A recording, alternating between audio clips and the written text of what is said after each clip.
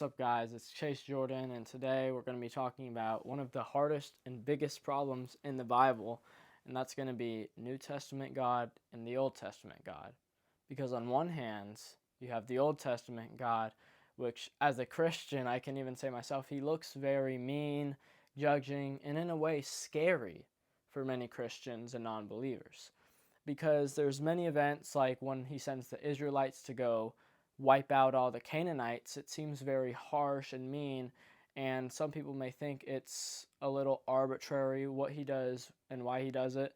And then you have the God in the New Testament, which is Jesus in the flesh, and he's turn the other cheek, love your neighbor, and a very positive, loving message. And it's a very hard topic for people to see that the God in the Old Testament is the same God in the New Testament. And I just want to make one thing clear, that when God reveals himself in the flesh, the version of him in the flesh is going to be the clearest image of God that we can have.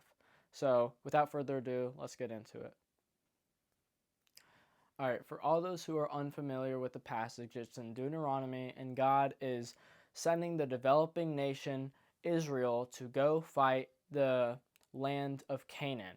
So just to give a little bit of context for God judging people the way he does and being so specific on why the Canaanites, well, I'll give a little bit of context, is these Canaanites were actually sacrificing their children to the hot lava metal god named Molech. So they put their children on there, and it's very, I'm not going to go in too much detail, but a very brutal process. And another thing is they had these drummers who were playing noise so that the parents could not hear their children scream. And another thing I want to add on to this is when it says in Deuteronomy or Joshua, it says wipe out all the people.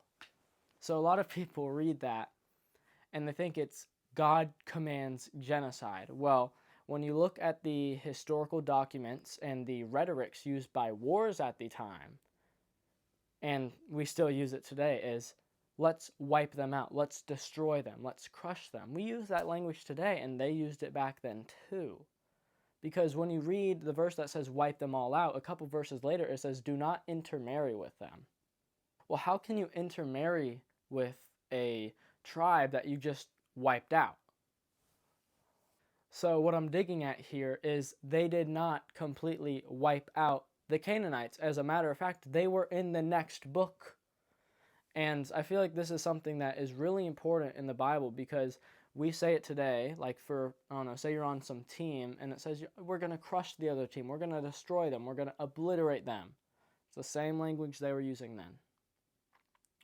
My second point is God unjust for killing people? Well, when you look at the nation of Israel, I feel like this is one of those events that is hard to read in the Bible, because why would God send a nation to war? And I feel like there's this thing that's called a righteous war, and I feel like this would have been one of them, because it's one of those setting the ground of Israel just to show that they are the chosen nation of God. And when Israel went to Canaan and fought, the surrounding nations began to get a fear of the Lord because they saw the power of him. So these surrounding nations saw Canaan getting killed, and before they went to get war, they offer peace. That's another important fact to keep in mind, is they ask for peace first, and if they deny, then you can go to war. And I feel like a good way to view this event in the Bible is a parent giving their kids certain disciplines so to show them that if you throw rocks at a car, or if you curse at your parents, or if you do all these bad things, there will be consequences.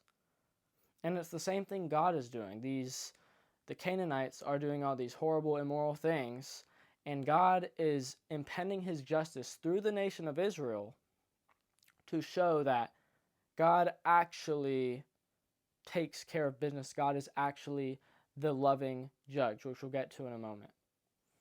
Because if God hadn't done things like this, and he hadn't done the Ark of the Covenant just to show that he is actually serious about judgment, then people would live their entire life not knowing what's good and what's bad, and they wouldn't know that there's a consequence to their action. So I think it's incredibly important and a good thing that God judges these people rightfully so.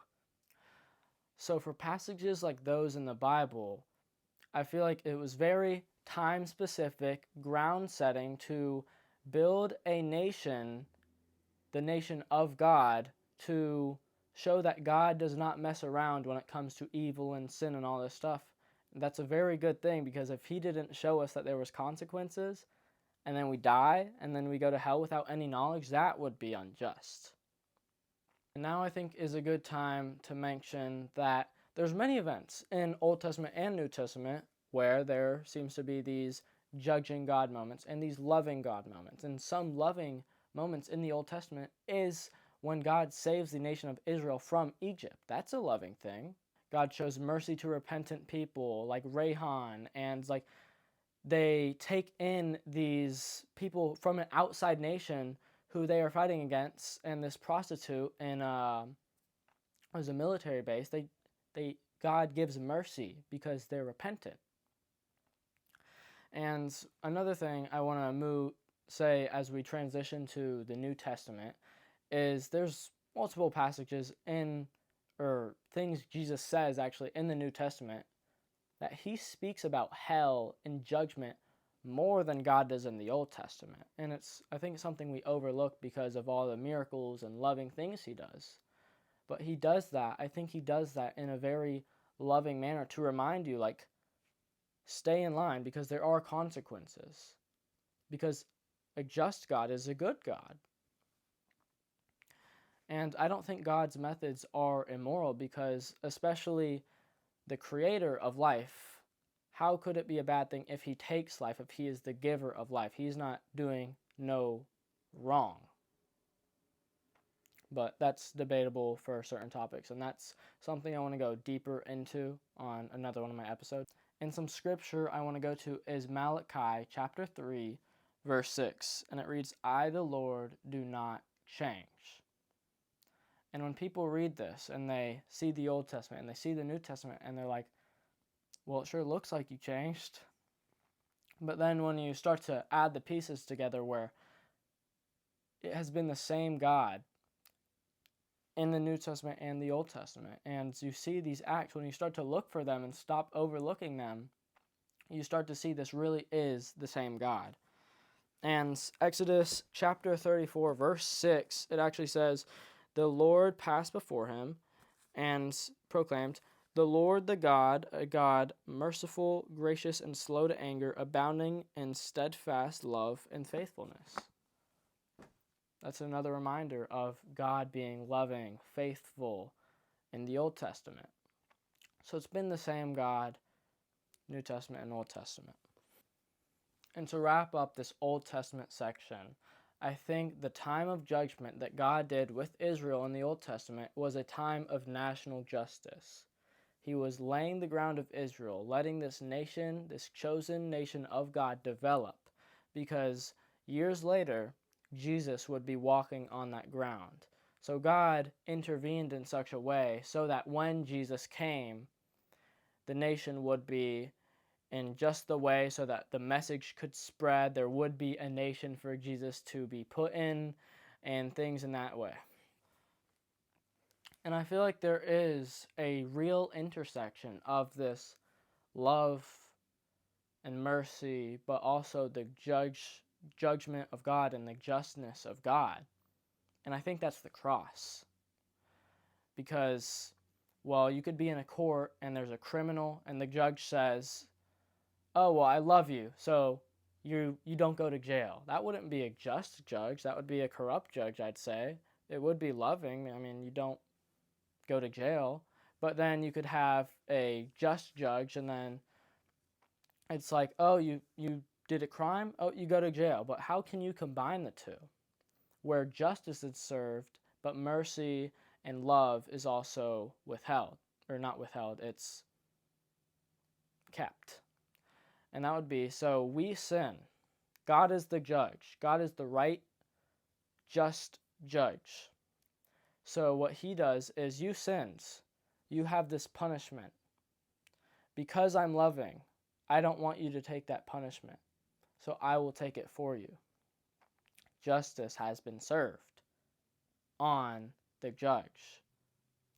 So that is how God is both the just and loving judge, which can be a confusing topic for some. And another little final topping I want to say, just for the character of Jesus and God, is I think it's a very loving thing. God shows us his justice in the Bible.